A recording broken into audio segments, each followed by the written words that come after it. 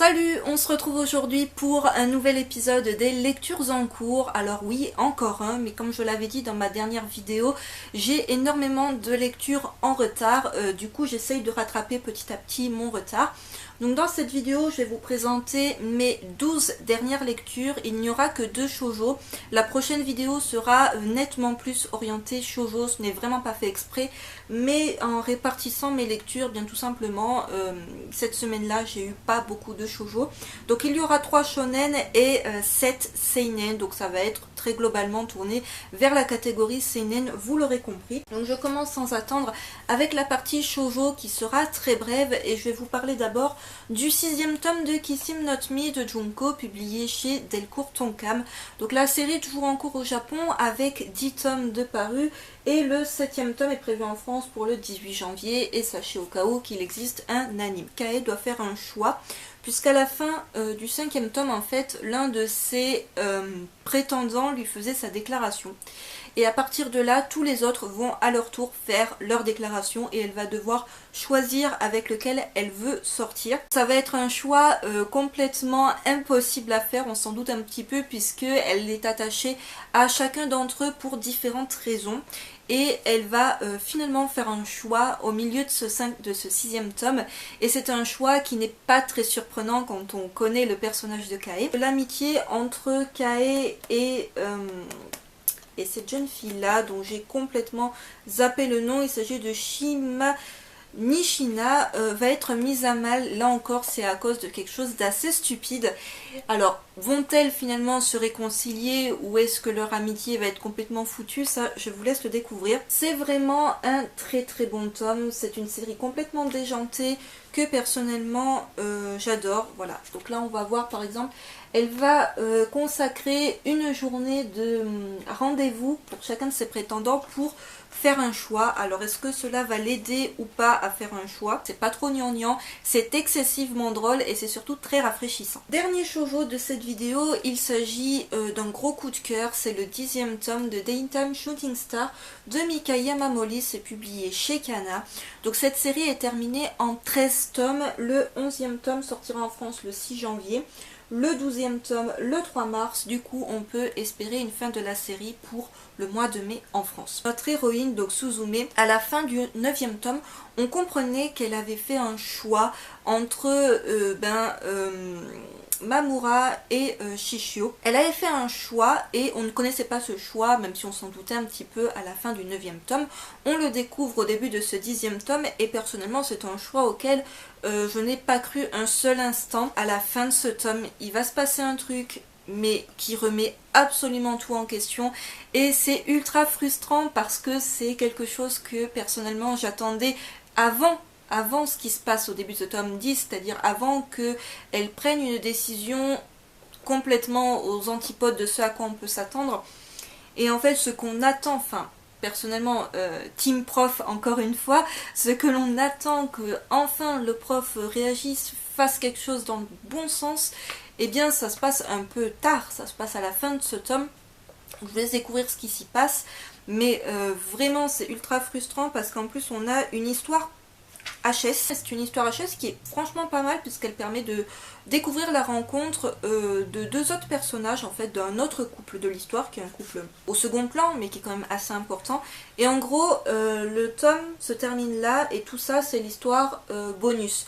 Alors l'histoire bonus encore une fois elle est top mais on est super frustré de ne pas avoir la suite. Sachez qu'il y a un drama qui est prévu pour 2017. Donc voilà ce que ça donne, c'est vraiment super sympa et il y a une telle montée en tension dans la fin du tome, on est tellement pris, personnellement j'étais super prise par l'émotion que quand le tome s'est terminé et qu'on comprend que la suite on l'aura qu'au mois de janvier, c'est super frustrant. Voilà, une dernière petite illustration. Donc vraiment une série coup de cœur depuis le départ que je vous recommande si vous la connaissez toujours pas. Je passe à présent à la partie shonen de cette vidéo dans laquelle je vais vous parler de ces 3 tomes. Donc je vais commencer avec le 7e tome de la série Les Misérables de Takahiro Arai d'après l'œuvre de Victor Hugo. C'est publié chez Kurokawa. Donc la série est terminée en 8 tomes et je n'ai pas trouvé la date pour la sortie du tome 8 en France. On est dans une partie de l'histoire qui est assez sombre. c'est-à-dire une partie de l'histoire où ça va être un affrontement, en gros la révolution. On va avoir la mort de plusieurs personnages, donc encore une fois je trouve que c'est hyper fidèle à l'œuvre originale, même si je ne l'ai pas lu, j'ai vu des adaptations notamment en film, et c'est exactement ce qui s'y passe. Alors je ne me rappelais plus que l'un des personnages venait à mourir, mais bon, je pense que c'est réellement le cas. Je vous montre un petit peu les pages couleurs qu'on a au début du tome. Donc on va avoir le retour de Jean Valjean, on va se concentrer sur l'histoire également de Marius, principalement des révolutionnaires. Donc on est vraiment dans un tome où il y a clairement pas mal de confrontations pour des idéaux politiques, encore une fois. Donc c'est vraiment une série que je vous recommande si vous ne connaissez toujours pas Les Misérables, enfin, que vous connaissiez ou pas d'ailleurs, mais si vous ne connaissez pas, ça peut être une très très bonne occasion de découvrir cette histoire de Victor Hugo, parce que vraiment l'adaptation manga est sublime, est encore une fois fidèle à l'œuvre originale, et en plus voilà, c'est pas trop chiant, en gros vous avez pas trop de grosses descriptions, vous avez quand même des petits points historiques qui sont évoqués, mais c'est jamais trop lourd et ça ne plombe pas la lecture. Deuxième shonen de cette vidéo, il s'agit du 3e tome de Pétales de réincarnation de Mikihisa Koshiki, c'est publié chez Komiku. Donc c'est une série qui est toujours en cours au Japon avec déjà 5 tomes de parus et le 4e tome sortira en France le 9 février, donc je trouve que c'est super loin. On a un protagoniste qui n'est absolument pas un héros, c'est vraiment l'anti-héros, c'est plus ou moins je pense celui qui à terme pourrait devenir le méchant de l'histoire. Il cache son deuxième don, plus ou moins son deuxième pouvoir, puisqu'il veut s'en servir pour des choses encore une fois très négatives. Et en fait ce pouvoir va être découvert, il pense que tout est foutu et absolument pas, parce qu'en fait même si les autres personnages vont se méfier de lui, personne ne se retourne contre lui, donc ça change complètement la donne, c'est-à-dire qu'en fait il pensait que ses alliés allaient devenir ses ennemis et finalement ils ne le deviennent pas. Donc il y a pas mal de confrontations avec des ennemis donc dans ce 3e tome. Et on va voir encore plus de personnages avec des dons, donc qui utilisent la magie de pétales de réincarnation. Et qui donc se retrouvent à être réincarnés en des personnages historiques. Donc on a des criminels, mais pas que. On a également des personnages de la science, de l'histoire, tout ça. Mais des gens qui étaient à la base de bonnes personnes. On est dans un univers qui est très sombre. Voilà, encore une fois, ce n'est pas parce qu'on va avoir des personnages qui peuvent paraître gentils qu'ils vont utiliser leur pouvoir de manière gentille, et vice versa. Notamment ce personnage que j'aime beaucoup. Donc voilà, niveau dessin. C'est vraiment une série que je trouve très originale. J'avais peur qu'on soit sur quelque chose de pas très intéressant, ou de trop fouillis, ou qui parte un peu dans tous les sens.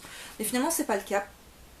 Les personnages ont chacun un but, ils ont tous un but, donc le personnage principal, son but c'est de dépasser son frère. J'ai franchement hâte de voir ce que ça va donner par la suite, mais je suis juste un petit peu déçue que le rythme de parution soit finalement assez lent. Dernier shonen de cette vidéo et gros coup de cœur, il s'agit du 15e tome de Alice in Borderland de Haro Aso, publié chez Delcourt Tonkam. Donc la série est terminée en 18 tomes. Et le 16e tome sortira en France le 4 janvier. Je ne cesse de vous la recommander et vraiment, si vous êtes passé à côté et que vous êtes fan de survival game, celui-ci est vraiment au-dessus du lot, très clairement. Il détrône des tas et des tas de survival game et pourtant j'en ai testé pas mal. On sent que la fin se rapproche dans le sens où on va vraiment essayer de révéler le plus de secrets possible au pot de ce monde à propos des administrateurs des jeux. On va avoir un personnage qui va être avec une caméra et qui va essayer de laisser une trace de son existence dans Borderland en filmant et en interviewant des gens et en essayant tout simplement de percer les secrets de ce monde. Et en fait voilà, on va le suivre à travers les yeux de sa caméra. Donc ça j'ai beaucoup aimé, ça permet vraiment d'avoir une pause, parce qu'en fait là c'est une pause parmi les jeux. Alice en fait on va le voir là, puisqu'en fait c'est lui qui découvre l'enregistrement du personnage qui a tout filmé et qui a tout expliqué au début du tome. Et après on a une partie d'un jeu de Mahjong. Voilà, où vont s'affronter différents personnages avec les règles du Mahjong. L'issue du jeu est vraiment très incertaine.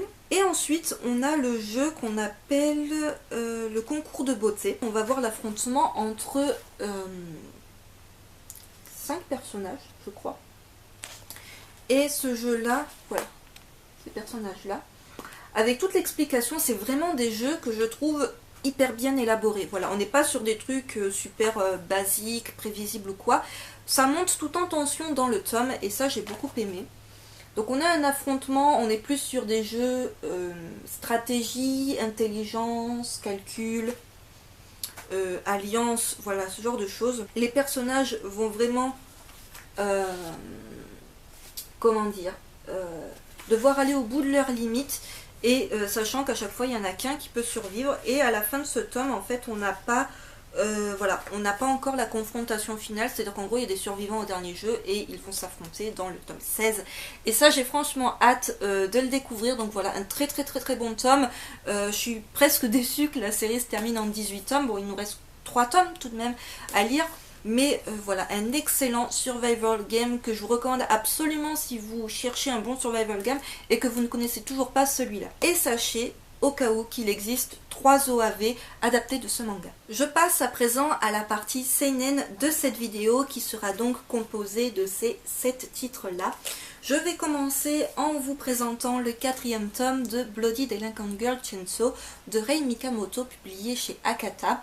Donc la série est toujours en cours au Japon avec déjà 12 tomes de parus et le 5e tome sortira en France le 12 janvier. Alors petite parenthèse à propos du bandeau publicitaire que vous pouvez voir, sur lequel il est marqué, alors une citation de Fausto Fasulo qui est le rédacteur en chef de Mad Movies, et Mad Movies c'est un magazine sur le cinéma fantastique qui soutient la série depuis le départ. Dévergondé comme du gonagai, sur ce survival féministe affiche un body count renversant. Donc dans le tome précédent, on comprenait que Giko allait affronter de nouvelles ennemies, et c'est effectivement le cas dans ce 4e tome. On a vraiment des ennemis très dangereuses auxquelles elle va devoir faire face. On a un petit peu moins de zombies finalement. Il y a encore une fois beaucoup de massacres, beaucoup de sang. Et on va avoir de nouveaux alliés, ennemis. Ça franchement c'est un truc qui reste encore à déterminer. Qui vont être les Guardians, qui vont ressembler en gros à ça. Et voilà, en gros Giko va devoir les affronter, ce qui s'annonce très compliqué. Donc j'ai vraiment hâte de voir la suite. C'est une bonne série, voilà, c'est pas non plus un immense coup de cœur, mais si vous aimez les titres un petit peu défouloirs, où en gros il y a beaucoup de sang, de gore, tout ça, ou même si le scénario voilà est pas non plus extraordinaire derrière, c'est franchement un titre que je vous recommande. On passe au 6e tome de Kasane la voleuse de visage de Daruma Matsura, c'est publié chez Kiyun dans leur collection Seinen. Donc la série est toujours en cours au Japon avec déjà 9 tomes de parus et le 7e tome sortira en France le 26 janvier. Alors déjà un petit focus, je sais pas si on verra bien avec la lumière, la couverture de ce 6e tome qui est vraiment très belle. Je trouve la couverture du tome 7 encore plus jolie. Nogiku fout complètement en l'air la vie de Kasane. Donc elle avait découvert son secret dans le tome précédent et dans ce tome 6, elle ruine complètement les espoirs de Kasane. Donc ça je vous laisse découvrir comment, même si on peut s'en douter un petit peu si vous connaissez l'histoire. Tout n'est pas perdu puisque Kasane a encore son rouge à lèvres. Donc sa magie peut encore opérer, mais ça va être très compliqué pour elle de rebondir suite aux événements de ce 6e tome, d'arriver à s'en sortir tout simplement parce que là, un coup très dur lui a été donné. Et j'ai vraiment hâte de voir comment le personnage, qui est pour l'instant complètement au bout de sa vie, va arriver à s'en sortir. Parce que là, vraiment, c'est très mal parti pour elle. Donc encore une fois, pas trop d'empathie pour ce personnage-là. Et en même temps, on a envie de voir comment elle va prendre, je pense, sa revanche. Parce que même si pour l'instant, elle n'a pas trop compris ce qui s'est passé, je pense que tôt ou tard, elle va comprendre que Nogiku n'est pas du tout étrangère à tout ça. Et j'ai hâte de voir finalement la confrontation entre les deux. Je passe au 4e tome de Sky High Survival de Tsunami Ola et Takahiro Oba. C'est publié chez Kana dans leur collection Dark. Donc la série est toujours en cours au Japon avec déjà 10 tomes de parus et le 5e tome sortira en France le 17 février, ce que je trouve genre super loin alors que bon, il y a quand même 10 tomes au Japon. Donc on se concentre beaucoup sur l'héroïne et ce qui est devenu son allié. Dans ce tome, encore une fois, voilà, elles vont rencontrer des nouveaux masqués et de nouvelles personnes potentiellement alliées, toujours en essayant de se rapprocher du but qui est de retrouver son frère à elle.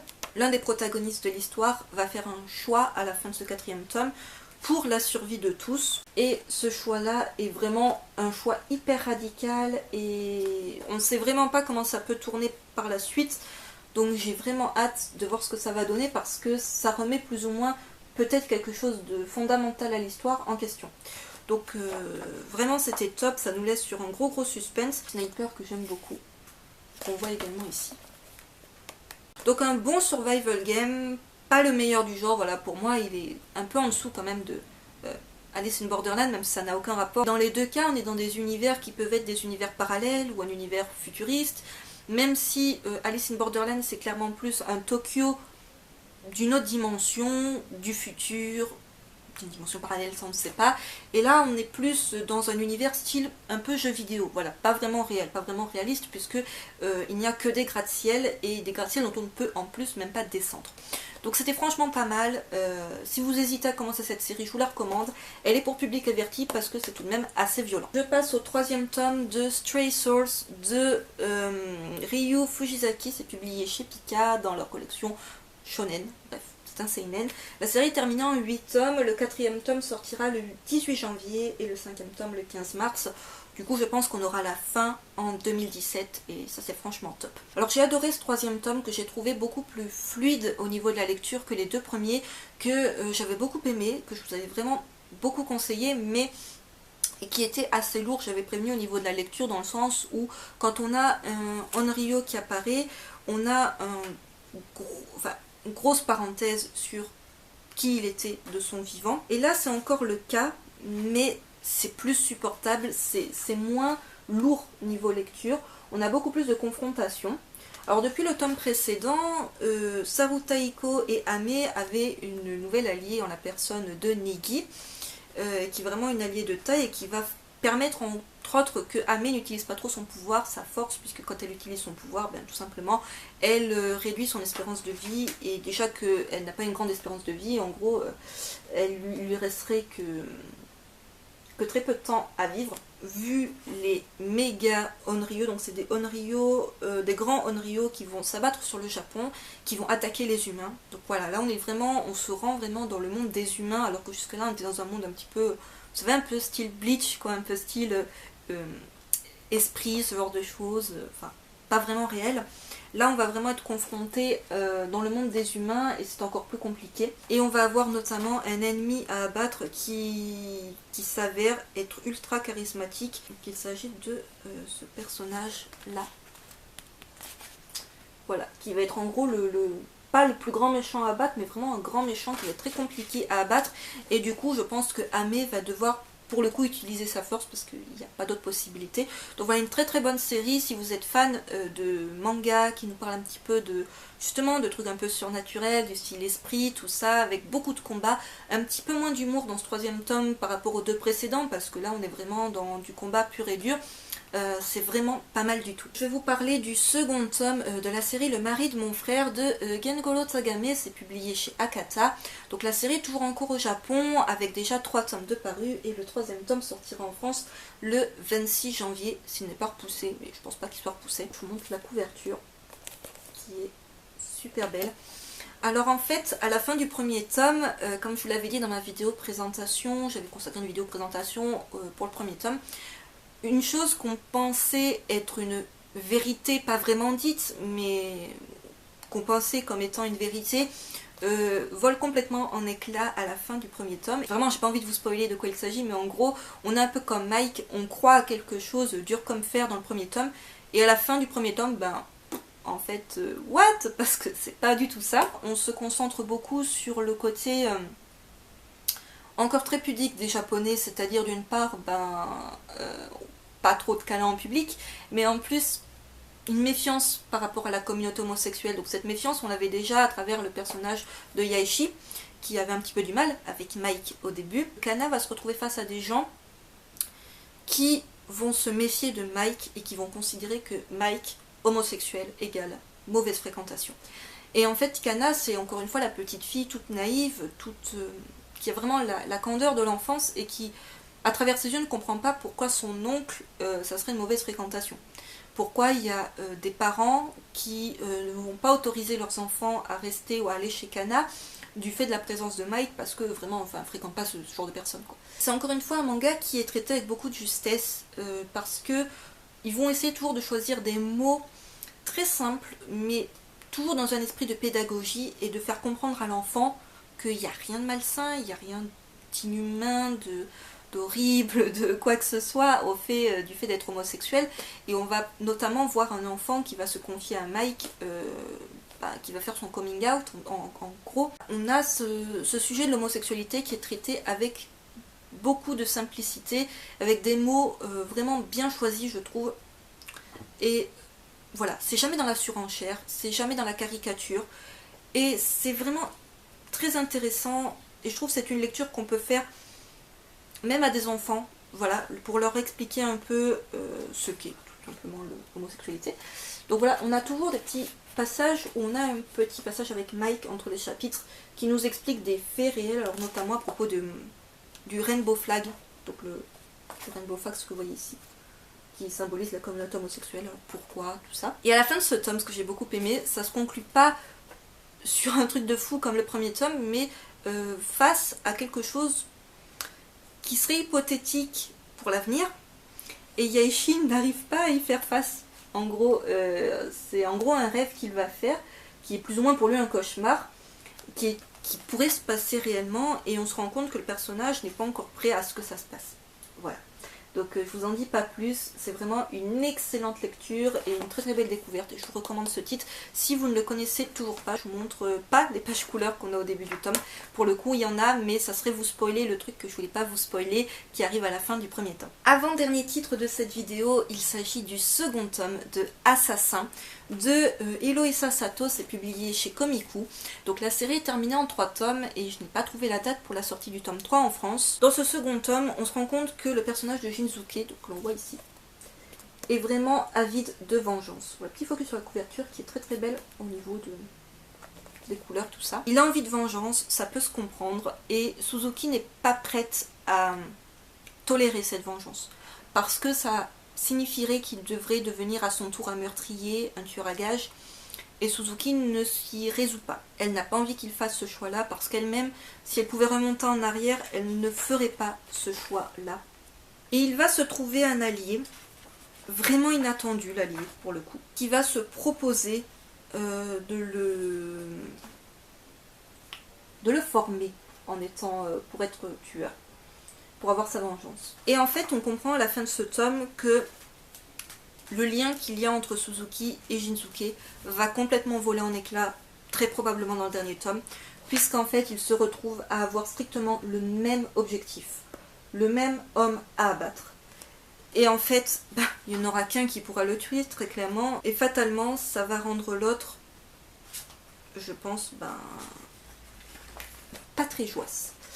Voilà, donc j'ai vraiment beaucoup aimé ce second tome, qui est un petit peu moins dans la course contre la montre qu'on avait dans le premier tome. C'était vraiment de la poursuite, ou vraiment où les personnages allaient dans une fuite.